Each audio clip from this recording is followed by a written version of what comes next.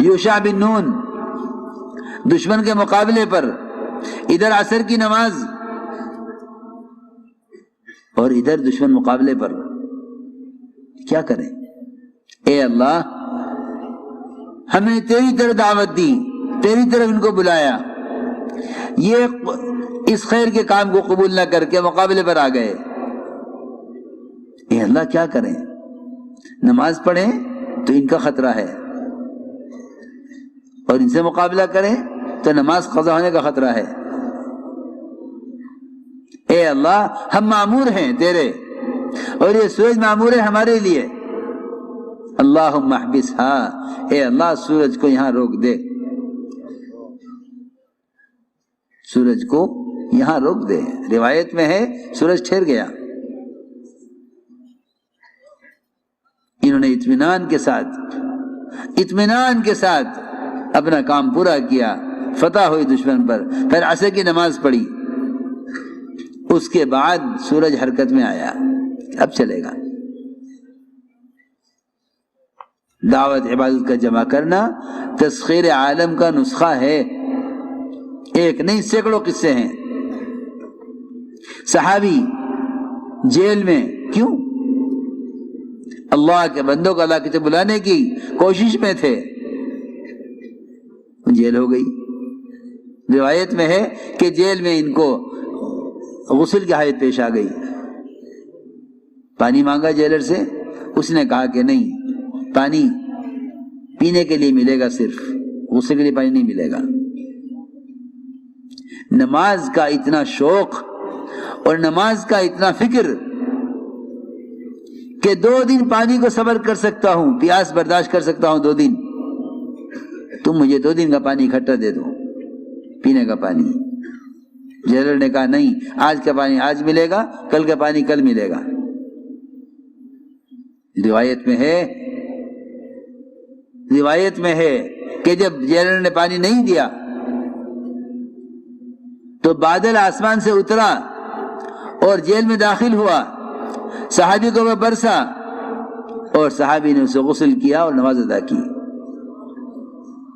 تم دعوت عبادت کو جمع کرنے پر آؤ، ہم یہ چھوٹے چھوٹے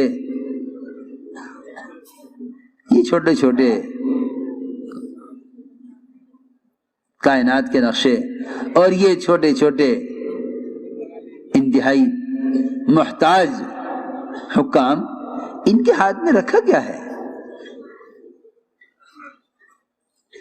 ہاتھ میں رکھا کیا ہے؟ وہ تو جب کوئی اللہ کو بھلا دیتا ہے، پھر وہ ان فقراء کی خوشامد کرتا ہے۔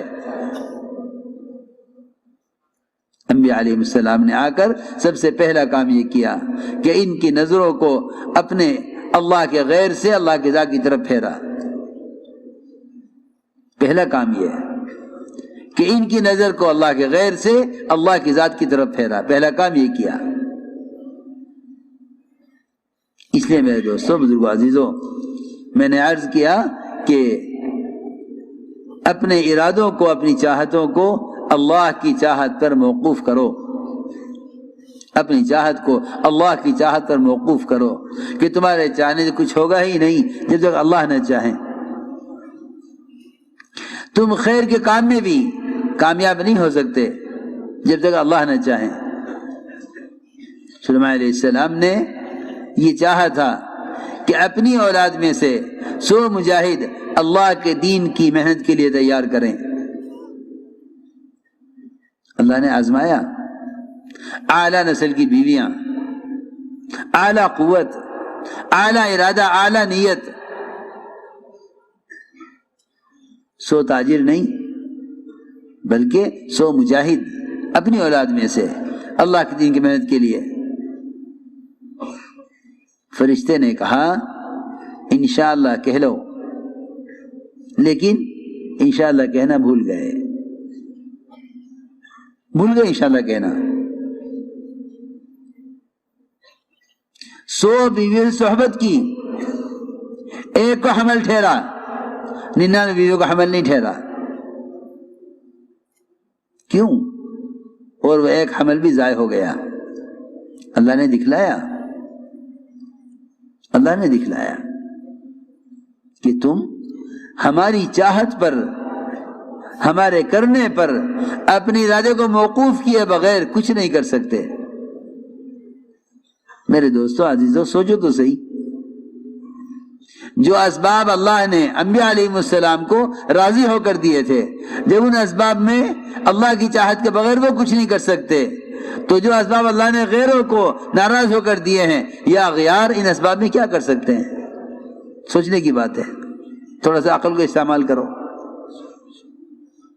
وہ اسباب جو اللہ نے اخیار کو، انبیاء علیہ السلام کو راضی ہو کر دیے ہیں، جب وہ اس میں اللہ کی چاہت کے بغیر کچھ نہیں کر سکتے، تو وہ اسباب جو اللہ نے غیروں کو ناراض ہو کر دیے ہیں، وہ ان اسباب میں کیا کر سکتے ہیں؟ ہم ہر اللہ کے غیر سے امید لگائے بیٹھے ہیں، اللہ کے غیر سے امید لگائے بیٹھے ہیں۔ حضرت فرماتے تھے اللہ کی ذات عالی سے فائدے اٹھانے کے لیے کائنات کا یقین نکلنا شرط ہے۔ اللہ کی ذات عالی سے فائدے اٹھانے کے لیے کائنات کا یقین نکلنا شرط ہے۔ یہ حضرت فرماتے تھے یہ استفادہ قدرت کے لیے کائنات کا یقین نکلنا شرط ہے، کیونکہ اگر دلوں میں یقین نقشوں کا ہے تو یہ اللہ کو نقشے بنا کر پیش کرے گا۔ اگر دلوں میں یقین نقشوں کا ہے، اللہ کو نقشے بنا کر پیش کرے گا۔ اس زمانے میں مسلمانوں کو سب سے بڑا دھوکہ یہ لگا ہے کہ اللہ نے کائنات کا نظام بنا دیا ہے، اس کائنات کے نظام کے مطابق مسائل حل ہوں گے۔ نہیں، ایسا نہیں ہے، ایسا نہیں ہے، بلکہ اللہ کی قدرت وعدوں کے ساتھ ہے، وعدے حکموں کے ساتھ ہیں، اسباب کے ساتھ قدرت بھی نہیں ہے، وعدہ بھی نہیں ہے، قدرت بھی نہیں، وعدہ بھی نہیں۔ اللہ کی قدرت وعدوں کے ساتھ ہے اور وعدے حکموں کے ساتھ ہیں، اسباب کے ساتھ قدرت بھی نہیں ہے، وعدہ بھی نہیں ہے۔ اس لیے سب سے بڑی چیز، سب سے بڑی قوت اللہ کے ساتھ گمان ٹھیک کر لینا ہے، اللہ کے ساتھ گمان ٹھیک کر لینا ہے، کیونکہ اللہ نے فرمایا میں اپنے بندے کے گمان کے اعتبار سے معاملہ کروں گا۔ اس لیے یاد رکھو، ایمان والے اور بغیر ایمان والے ان دونوں کے درمیان مقابلہ ہوگا۔ مومن کی نظر خبر پر ہوگی اور غیر مومن کی نظر کائنات کے نقشوں پر ہوگی۔ عجیب بات ہے، خبر نظر کا مقابلہ ہوگا، خبر نظر کا مقابلہ ہوگا، خبر یقینی ہے، نظر غیر یقینی ہے۔ اللہ رب العزت اپنے بندوں کے ساتھ معاملہ وہ کریں گے جو بندے اپنے رب کے ساتھ گمان رکھیں گے۔ ایک آدمی نے آ کر کہا ابو درداء آپ کا مکان جل گیا ہے، فرمایا نہیں، غلط کہہ رہے ہو۔ دوسرا آیا ابو درداء کہاں ہو، مکان جل رہا ہے، فرمایا نہیں، غلط کہہ رہے ہو۔ تیسرا آیا ابو درداء کہاں ہو، مکان جل رہا ہے، فرمایا غلط کہہ رہے ہو، میں کیسے یقین کر لوں؟ تمہاری خبر کا اور تمہاری بات کا یقین کرنا میرے مکان کو جلا دے گا، اور تمہاری بات کا انکار کرنا میرے مکان کو بچا لے گا۔ اصل بات یہ تھی، اگر میں تمہاری بات کا یقین کر لوں تو میں اللہ کی ذات سے فائدہ نہیں اٹھا سکتا۔ تمہاری بات کا یقین کر لینا مکان کو جلا دے گا، تمہاری بات کا انکار کرنا مکان کو بچا لے گا۔ اصل بات یہ تھی، اس واقعے سے سکھلانا یہی تھا کہ ابو درداء مکان جل رہا کہ نہیں، اللہ نہیں جلائیں گے، اللہ نہیں جلائیں گے۔ تمہیں جلتا ہوا نظر بھی آ رہا ہو تب بھی اللہ نہیں جلائیں گے، کیونکہ میرا اللہ کی ذات کے ساتھ یقین یہ ہے۔ میرے دوستو، یقین کا تعلق اعمال سے ہے، خیالات سے نہیں ہے۔ یقین کا تعلق عمل سے ہے، خیال سے نہیں ہے۔ اس زمانے میں دعوے ہیں، عمل نہیں ہے۔ انہوں نے کہا میں کیسے یقین کر لوں کہ میرا مکان جل گیا جب میں صبح یہ دعا پڑھ چکا ہوں، اللہم انت ربی لا الہ الا انت علیک توکلت وانت رب العرش العظیم ما شاء اللہ کان وما لم یشاء لم یکن. میں یہ دعا پڑھ چکا ہوں تو مکان کیسے جل جائے گا؟ یہ کیسے ہو سکتا ہے کہ اللہ ادھر مجھے دعا سکھلا دے اور مجھ سے وعدہ کر لے ادھر میرا مکان جلا دے؟ اتنی بات تو کوئی شخص کسی مخلوق کے بارے میں برداشت نہیں کر سکتا کہ آپ مجھ سے وعدہ کر لیں پھر کام نہ کریں. وہ مخلوق جو محتاج ہے اس کی وعدہ خلافی لوگ برداشت نہیں کر سکتے. وہ خالق جو قادر ہے، جو خالق جو قادر ہے کہ اس کا وعدہ جھوٹا کیسے ہو سکتا ہے؟ وہ مخلوق جو محتاج ہے، لوگ ان کے وعدے یاد دلاتے ہیں ان کو، آپ نے وعدہ کیا تھا، آپ نے وعدہ کیا تھا، آپ وعدہ خلافی کر رہے ہیں. مخلوق تو وعدہ خلافی کر سکتی ہے محتاج ہونے کی وجہ سے، لیکن خالق وعدہ خلاف نہیں ہے کیونکہ وہ محتاجگی سے پاک ہے.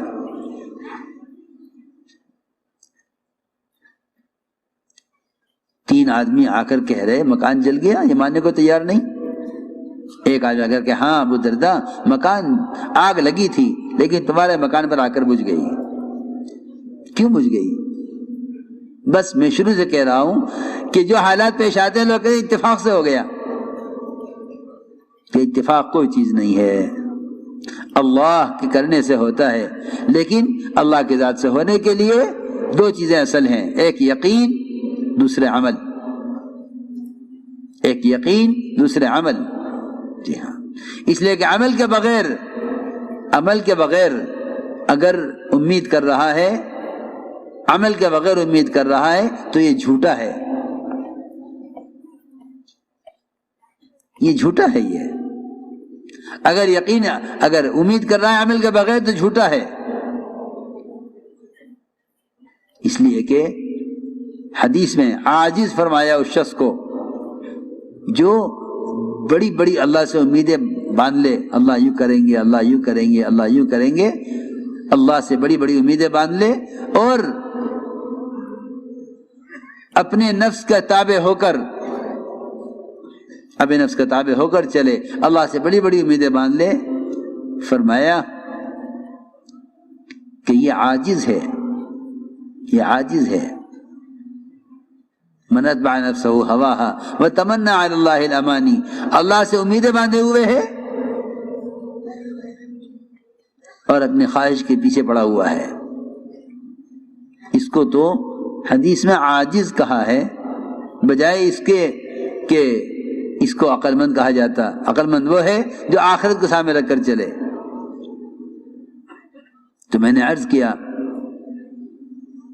کہ جن لوگوں کو، جو لوگ یہ سمجھتے ہیں کہ ہمارے اللہ کے درمیان اسباب اصل ہیں،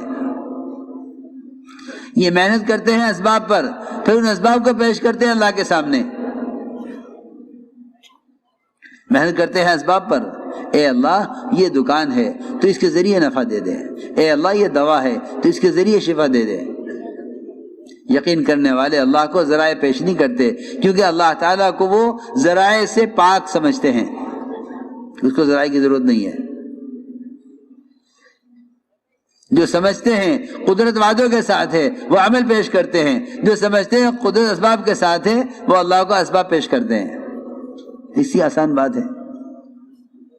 جو سمجھتے ہیں قدرت اسباب کے ساتھ ہے وہ اللہ کو اسباب بنا کر پیش کرتے ہیں، اور جو سمجھتے ہیں، ادھر دیکھو نا میری طرف، جو سمجھتے ہیں کہ نہیں قدرت وعدوں کے ساتھ ہے وہ اللہ کو عمل پیش کرتے ہیں. اے اللہ یہ عمل ہے تو اس عمل پر کامیاب کر دے.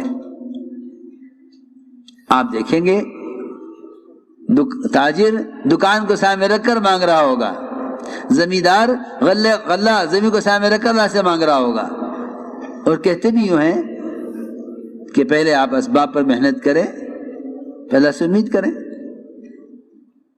حالانکہ اسباب پر محنت کرنے والے کو اللہ سے امید کرنے کا کیا حق ہے؟ محنت کرے اسباب پر، امید کرے اللہ سے؟ نہیں، بلکہ ہم یہ نہیں، اس کا مطلب یہ نہیں کہ اسباب اختیار نہ کرے، بلکہ اس کا مطلب یہ ہے کہ محنت کر کے اعمال کو درست کرے، اللہ سے امید کرے۔ اللہ تعالیٰ نے صحابہ کرام کے ساتھ جو کچھ ظاہر کے خلاف کیا ہے وہ سب ان کے عمل پر کیا ہے، عمل بنا کر پیش کر دیا۔ اللہ تعالیٰ نے ظاہر کے خلاف مددیں کی ہیں۔ صحابی پیشاب کر رہے، چوہا اشرفیہ لے کر آ رہا، صحابی پیشاب کر رہے، چوہا اشرفیہ لے کر آ رہا، نماز پڑھتے ہوئے نہیں، پیشاب کرتے ہوئے۔ تم عمل بناؤ، ہم تو تمہیں قضاء حاجت کے درمیان، قضاء حاجت کے درمیان ہم تمہیں مال دے دیں گے، تم عمل بناؤ۔ لوگ اعمال بگاڑتے ہیں اسباب بنانے کے لیے، پھر اللہ تعالیٰ اسباب بگاڑتے ہیں عمل کے بگڑنے کی وجہ سے۔ اس لیے میرے دوستو عزیزو، سب سے بنیادی بات یہ ہے کہ اللہ کو بجائے اسباب پیش کرنے کے عمل پیش کرو، اللہ کو بجائے اسباب پیش کرنے کے عمل پیش کرو۔ 3 آدمی جو غار میں پھنس گئے تھے، سفر کیا، رات کو ایک غار میں قیام کیا، اوپر سے چٹان سر کی اور اس نے غار کا راستہ بند کر دیا، بچنے کا کوئی راستہ نہیں، بچنے کا کوئی راستہ نہیں، چٹان نے راستہ بند کر دیا۔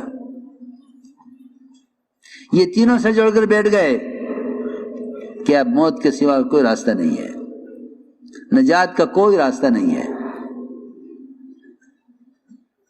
تینوں نے بیٹھ کر یہ فیصلہ کیا کہ آج اس مصیبت سے اور اس غار سے نکلنے کے لیے کوئی ذریعہ نہیں ہے سوائے اعمال کے۔ اعمال بھی ذکر و عبادت کے، حج اور عمروں کے، تلاوت اور تہجد کے نہیں، بلکہ وہ اعمال جن سے تم نے اللہ کی مخلوق کو نفع پہنچایا ہو۔ عجیب بات ہے، اس واقعے میں معاملات، اخلاق اور معاشرہ، صرف ان تین چیزوں کے لائن کے احکام ہیں، اخلاق، معاملات اور معاشرہ۔ نماز، حج، زکوٰۃ، روزہ اس میں نہیں ہے۔ معاملات، اخلاق اور معاشرہ، ان 3 لائنوں کے اعمال پیش کیے ان 3 آدمیوں نے۔ یہ نہیں کہا اے اللہ کسی فرشتے کو بھیج چٹان ہٹا دے، اس لیے کہ کہیں بھی نہ ملے گا کہ ملائکہ کو مدد کے لیے طلب کیا گیا ہو اللہ سے۔ وہ ملائکہ جو انتہائی قوت رکھنے والے، وہ ملائکہ جو اللہ کا قرب رکھنے والے، وہ ملائکہ جو اللہ تعالیٰ کا وہ لشکر ہے جس کو اللہ ہی جانتا ہے، لیکن کہیں نہیں ملے گا کہ کسی نبی نے اللہ سے ملائکہ کو طلب کیا ہو مدد کے لیے۔ سوچو تو صحیح، وہ ملائکہ جو اتنی قدرت اور قوت رکھنے والے ہیں، وہ ملائکہ جو اتنی قوت رکھنے والے ہیں، جب ان کو کہیں طلب نہیں کیا گیا مدد کے لیے، تو بتاؤ دنیا میں پھر کون سی شکل اور کون سی شخصیت اور کون سے حکام اور کون سے وزراء ایسے رہ گئے، یا کون سا راستہ ایسا رہ گیا کہ ان کو پکارا جائے اللہ کے سوا اپنی مدد کے لیے؟ جی ہاں، لوگ دیکھتے ہیں مخلوق میں کون بڑا ہے کہ اس کو پکارا جائے مدد کے لیے، اور خالق دیکھ رہا ہے کہ میں نے اس کو حکم دیا ہے کوئی کام ہو مجھ سے کہنا۔ آپ ذرا غور کریں، آپ کے ملک کا وزیر آپ سے یہ کہہ دے صدر آپ سے یہ کہہ دے کہ آپ کا کوئی کام ہو تو مجھ سے کہنا، کوئی بھی کام آپ کو ہو مجھ سے کہنا، اور آپ کوئی کام پیش آ گیا اور آپ نے نیچے کے لوگوں سے، عوام سے اپنا کام کرانا چاہا، اور وزیر دیکھ رہا ہے کہ ایک ایک کی خوشامد کرتا پھر رہا ہے، اس کا کام کوئی کر کے نہیں دیتا، بتاؤ یہ وزیر کتنا ناراض ہوگا؟ اور جو تم جاؤ گے اس کے پاس حاجت کو لے کر تو وہ کتنا غصے میں ہوگا؟ سوچو تو صحیح، وہ وزیر جو فقیر ہے، جس کے ہاتھ میں کچھ نہیں ہے، وہ وزیر جو فقیر ہے، جس کے ہاتھ میں کچھ نہیں ہے، جب وہ اس بات سے ناراض ہو رہا کہ آپ میرے پاس کیوں نہیں آئے، نیچے کے لوگوں کے پاس کیوں گئے اپنے مسئلے کو لے کر، تو وہ اللہ جو تمام بادشاہوں کا بادشاہ ہے، وہ اللہ جو ہر چیز پر قادر ہے، اس تم سے وعدہ بھی کیا ہے، ادعونی استجب لکم، مجھ سے مانگو میں دوں گا۔ بتاؤ اگر ہم نیچے کی شکلوں پہ اپنے کام کے لیے ان کے ہاتھ جوڑیں اور ان سے درخواست کریں اور ان کی خوشامد کریں اور ان سے اپنا کام کرائیں اور اللہ کی طرف نہ آئیں تو اللہ کتنے ناراض ہوں گے۔ جب ایک مخلوق محتاج وزیر اس کو برداشت نہیں کر رہا کہ آپ میرے ہوتے ہوئے کسی اور کے پاس جائیں، تو بتاؤ اللہ تعالیٰ کو کتنا غصہ آئے گا ان لوگوں پر جو اللہ کو چھوڑ کر، اس کی مخلوق اللہ کو چھوڑ کر اس کے غیر کے پاس جائے اپنی حاجت کو لے کر۔ تو میرے دوستو عزیزو، عجیب قصہ ہے یہ۔ اس واقعے میں تینوں نے کہا آپس میں کہ آج اس چٹان سے نکلنے کا اور کوئی راستہ نہیں ہے سوائے اس کے اللہ کے سامنے وہ عمل پیش کیے جائیں جو ہم نے دوسروں کے نفع کے لیے اللہ کی رضا کے لیے کیے ہیں، دوسروں کے نفع کے لیے اللہ کی رضا کے لیے۔ ایک نے عمل پیش کیا، اے اللہ میرے بوڑھے ماں باپ، اے اللہ میرے بوڑھے ماں باپ، میں ان سے پہلے اپنے بچوں کو، بیوی کو دودھ نہیں پلاتا تھا، جب آتا جنگل سے بکریاں چرا کر واپس تو سب سے پہلے والدین کو دودھ پلاتا تھا۔ میرے دوستو عزیزو، اس زمانے میں یہ حیوانیت غیروں سے مسلمانوں میں منتقل ہو رہی ہے کہ یہ اپنے والدین کو اس وقت تک پہچانتے ہیں جب تک یہ خود کسی قابل نہیں ہو جاتے۔ جب یہ خود کسی قابل ہو جاتے ہیں تو والدین کو بھلا دیتے ہیں۔ یہ جانور پنا ہے، کیونکہ دنیا میں کوئی جانور ایسا نہیں ہے کہ جس کو چرنا آ جائے، چگنا آ جائے، اڑنا آ جائے، پھاڑ کھانا آ جائے، پھر وہ والدین کو پہچانتا ہو کہ ہم والدین کون تھے۔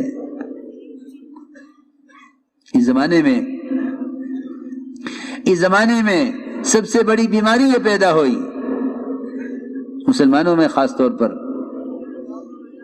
کہ وہ اپنے والدین کو ادھر دیکھو، اپنے والدین کو اس وقت تک پہچانتے ہیں جب تک ان سے ان کی حاجتیں متعلق ہوتی ہیں۔ اللہ اکبر۔ ایک صحابی نے آ کر عرض کیا حضور اکرم صلی اللہ علیہ وسلم سے کہ ایسی گرم زمین کہ اگر گوشت کا کچا ٹکڑا ڈالا جائے تو گرم زمین کی وجہ سے پکڑ تیار ہو جائے اور کھانے کے قابل ہو جائے، اتنی گرم زمین پر میں اپنی ماں کو پیدل اپنی پیٹھ پر لے کر چلا ہوں اور 9 میل چلا ہوں، 9 میل چلا اپنی ماں کو پیٹھ پر لے کر۔ یہ تو فرمائیے کیا میں نے اپنی ماں کا حق ادا کر دیا؟ آپ نے فرمایا ماں کا حق ادا کر دیا۔ آپ نے فرمایا کہ تیری پیدائش کے موقع پر جو تیری ماں کو درد کی لہریں اٹھی ہیں شاید اس میں سے ایک لہر کا حق ادا ہوا ہو، وہ بھی شاید فرمایا، یقین طور پر نہیں، کہ شاید اس میں سے ایک لہر کا حق ادا ہوا ہو۔ تو میرے دوستو عزیزو، یہ اس زمانے کی حیوانیت ہے، اپنے والدین کا مقام نہ پہچاننا، اپنے والدین کا اکرام نہ کرنا اور والدین کی خدمت نہ کرنا، یہ حیوانیت ہے۔ یہ کوئی جانور ایسا نہیں ہے جو جانور بڑا ہو جائے، چرنے لگے، چگنے لگے، اڑنے لگے، پھر وہ پہچانتا اپنے والدین کو، ایسا کوئی نہیں ملے گا۔ اس وقت تک بچہ اپنے ماں باپ کو جانتا ہے جب تک وہ خود اپنی ضرورت کو پورا کرنے والا نہ بن جاوے، اس وقت تک جانتا ہے۔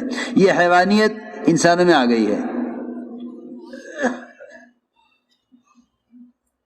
تو انہوں نے عمل پیش کیا، اے اللہ مجھے جنگل سے واپسی میں دیر ہوئی،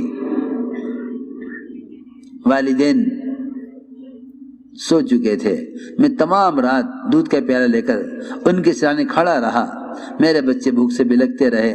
میں نے کہا کہ نہیں، والدین سے پہلے بچوں کو دودھ نہیں پلاؤں گا۔ جب وہ سو کر اٹھے ان کو دودھ پیش کیا، اے اللہ اگر میں نے یہ عمل تیری رضا کے لیے کیا ہے تو یہ چٹان ہٹا دے۔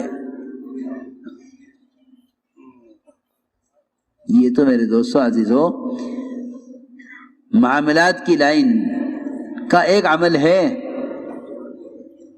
مولانا ایسا فرماتے تھے کہ حضور اکرم صلی اللہ علیہ وسلم کے تکوینی لائن کے اشارے سے چاند کے 2 ٹکڑے ہو سکتے ہیں، تو جو احکام شریعت آپ لے کر آئے ہیں ان احکام شریعت کی قوت کیا ہوگی؟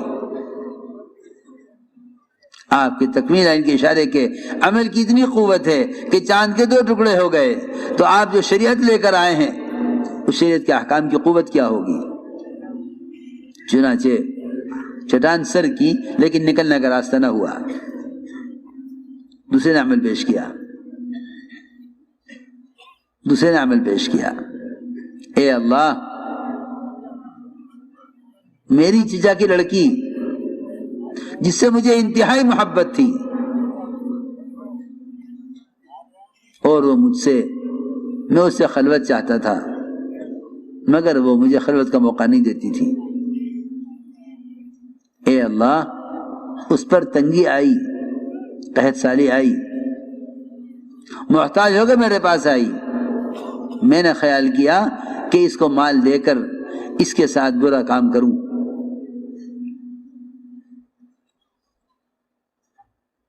روایت میں ہے کہ محتاج ہو کے میرے پاس آئی، میں نے کہا میں تجھے سونے کی اشرفیاں دوں گا مگر میری شرط پوری کر دے۔ اس نے مجھے اپنے اوپر قابو دے دیا اور میں اس کی ٹانگوں کے درمیان بیٹھ گیا۔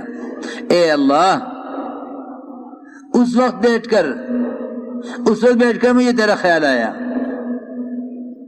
مجھے کوئی رکاوٹ نہیں تھی اس برے کام کے کرنے میں، زنا کرنے میں کوئی رکاوٹ نہیں تھی، محض تیرے خوف سے میں نے یہ کام نہیں کیا۔ اے اللہ اگر اس حرام سے بچا ہوں تیرے خوف سے، اور میں نے وہ سونے کی اشرفیاں اس کو دے دی، یہ چلے جا۔ اس نے کہا لڑکی نے جب تمہاری شرط پوری نہیں ہوئی تو مال کیوں دے رہے ہو؟ کہ نہیں تو یہ لے جا، میں کام نہیں کروں گا۔ اے اللہ اگر میں نے یہ اس پر احسان تیرے رضا کے لیے کیا ہے تو ہمیں نکال دے۔ چٹان ہلی لیکن راستہ نہیں بنا نکلنے کا، ایک کے لیے بھی نہیں بنا، کیونکہ یہ بات نہیں ہے کہ اپنا اپنا عمل کرو نجات پا جاؤ، امت مجموعہ ہے، امت مجموعہ ہے۔ تیسرے نے عمل پیش کیا، اے اللہ میرے یہاں ایک مزدور نے مزدوری کی، پھر وہ اپنی مزدوری چھوڑ کر چلا گیا، اس کے پیسے میرے پاس رہ گئے، میں نے اس سے مال تیار کیا اور اس کا مال بڑھ گیا، ایک مدت کے بعد واپس آیا،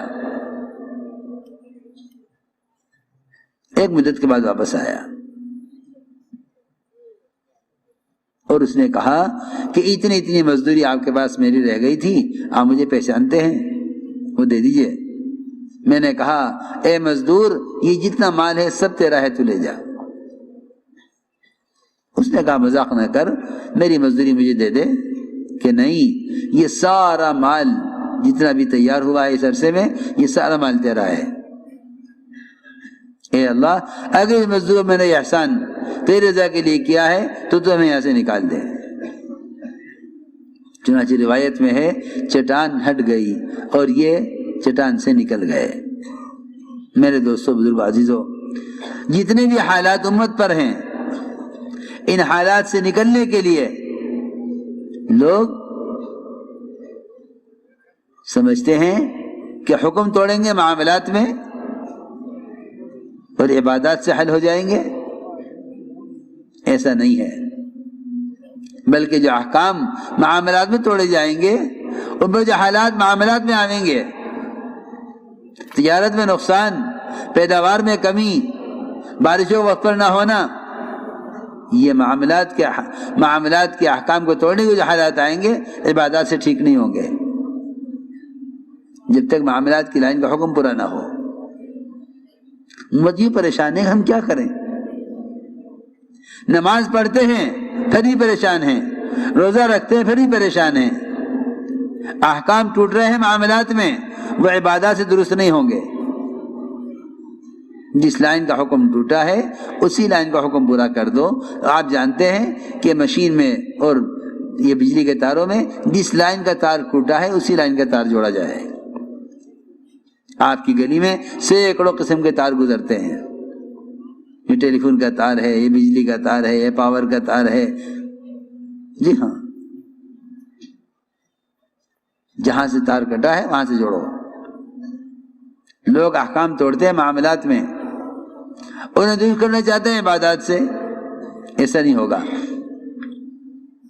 ایسا نہیں ہوگا، بلکہ میں تو یہاں تک عرض کرتا ہوں کہ اگر معاملات کی لائن کے احکام درست ہو جائیں تو عبادات، اخلاق، معاشرہ، یہ تینوں لائنیں درست ہو جائیں گی اگر معاملات کی لائن کے احکام ٹھیک ہو جائیں۔ اس لیے کہ میرے دوستو عزیزو، معاملات یہ سب سے بنیادی چیز ہے، کیونکہ معاملات سے بدن کو غذا ملے گی۔ اگر غذا حرام مل رہی ہے تو پھر عبادات کھوکھلی ہوں گی، معاشرہ بگڑے گا، اخلاق گریں گے۔ وہ تو حضرت فرماتے تھے کہ جیسی غذا ہوگی ویسے خیالات ہوں گے، جیسی غذا ہوگی ویسے اعمال ہوں گے۔ اس لیے کہ انسان کے بدن میں دوڑنے والا خون اگر یہ پاکیزہ ہے تو اس کے بدن سے پاکیزہ اعمال ظاہر ہوں گے، اور اگر بدن میں دوڑنے والا خون یہ حرام کمائیوں سے ہے تو بدن سے کہ اعضاء حرام کے کرنے پر مجبور ہوں گے۔ حضرت فرمایا کرتے تھے کہ اس زمانے میں مسلمان حرام کے لقمے کو معمولی سمجھ کر کھا لیتا ہے، حالانکہ لقمہ سمندر ہے، خیالات اس کے موتی ہیں۔ لقمہ سمندر ہے، خیالات اس کے موتی ہیں۔ جیسی غذا ہوگی ویسے خیالات ہوں گے۔ اس لیے فرمایا سب سے پہلے معاملات کو حکم پر لاؤ، معاملات کو حکم پر لاؤ کہ اس کو غذا سب سے پہلے حلال غذا ملے۔ اس لیے کہ سارے احکام اعضاء سے متعلق ہیں۔ یہ آنکھ کا عمل ہے، یہ کان کا عمل ہے، یہ زبان کا عمل ہے، یہ شرمگاہ کا عمل ہے۔ یہ اعمال بگڑتے اس لیے ہیں کہ ان اعضاء کے اندر حرام خون دوڑ رہا ہے، کہ ان اعضاء میں حرام خون دوڑ رہا ہے۔ اس لیے سب سے پہلے معاملات کو حکم پر لاؤ۔ سود یہ ایک ایسا عذاب ہے اور یہ ایک ایسا گناہ ہے کہ اس سے توبہ نہ کرنے والا اللہ کے رسول سے جنگ کرنے والا ہے۔ ادھر جنگ ہو رہی ہے اللہ سے، ادھر دعائیں ہو رہی ہیں۔ عجیب بات ہے، اللہ سے لوگ جنگ کرتے ہیں، سودی کاروبار کر کے اللہ سے جنگ کرتے ہیں، اور پھر دعا کرتے ہیں، یہ دعا کراتے ہیں پریشان حال ہوں دعا کر دیں۔ آپ سوچئے اگر آپ کے پڑوسی سے لڑائی ہو تو آپ نمک مانگنا پسند نہیں کریں گے اپنے پڑوسی سے۔ اگر پڑوسی سے دشمنی ہے، لڑائی ہے پڑوسی سے، اس سے نمک مانگنا پسند نہیں کریں گے، اور اللہ تعالی سے جنگ کر رہے ہیں، اللہ سے جنگ کر رہے ہیں، اللہ سے امید کر رہے ہیں۔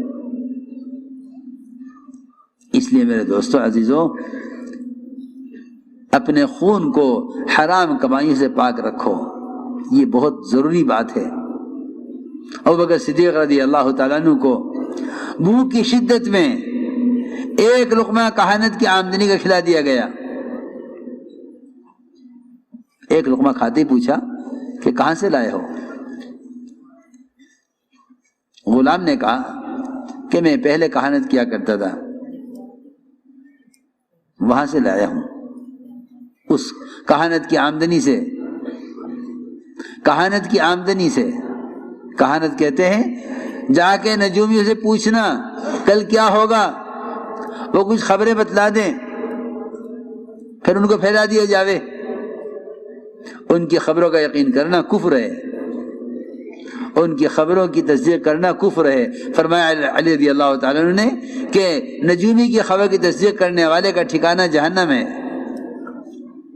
المنجم کالکافر والکافر فی النار، کہ جی وہ اس کی آمدنی سے کھانا لایا ہوں۔ ابوبکر رضی اللہ تعالیٰ نے قے کی، وہ لقمہ کیسے باہر نہ آیا؟ تو پانی پی پی کر قے کی، جیسے کوئی شخص اپنے جو ہے معدے کو صاف کرنا چاہتا ہے، اپنے برتن کو صاف کرنا چاہتا ہے کسی گندگی سے۔ میرے دوستو، بزرگو، عزیزو، یہ سب سے بنیادی کام ہے کہ مسلمان غذا حلال تلاش کرے، ورنہ تم چاہو کہ معاملات کو درست کیے بغیر معاشرہ ٹھیک ہو جائے، ہو نہیں سکتا۔ اندر وہ خون دوڑ رہا ہے جو حرام پر اور فحش کاموں پر، فحش باتوں پر، گندے کاموں پر آمادہ کرے گا۔ اندر وہ خون دوڑ رہا ہے جو گندے کام پر آمادہ کرے گا۔ اس لیے فرمایا کہ معاملات کا درجہ معاشرے سے، عبادات سے بھی پہلے ہے۔ جس طرح طہارت کا درجہ عبادت سے پہلے، اس طرح معاملات کا درجہ معاشرے سے پہلے ہے، عبادات سے پہلے ہے۔ کہ کمائیے کو حکم پر لاؤ، کمائیے کو حکم پر لاؤ، اس لیے کہ طہارت صرف یہ نہیں ہے کہ آدمی غسل کر لے یا وضو کر لے، طہارت یہ ہے کہ بدن کے خون کو بھی پاک رکھے۔ عمر بن سعد رضی اللہ تعالیٰ عنہ جو حمص کے پر گورنر تھے، 1 سال گورنری کی، زکوٰۃ کا مال وصول کرتے تھے مالداروں سے اور فقراء میں تقسیم کرتے تھے۔ 1 سال خدمت کی گورنر صاحب، مال خود ہی جمع کیا، مالداروں سے لیا، فقراء کو دیا۔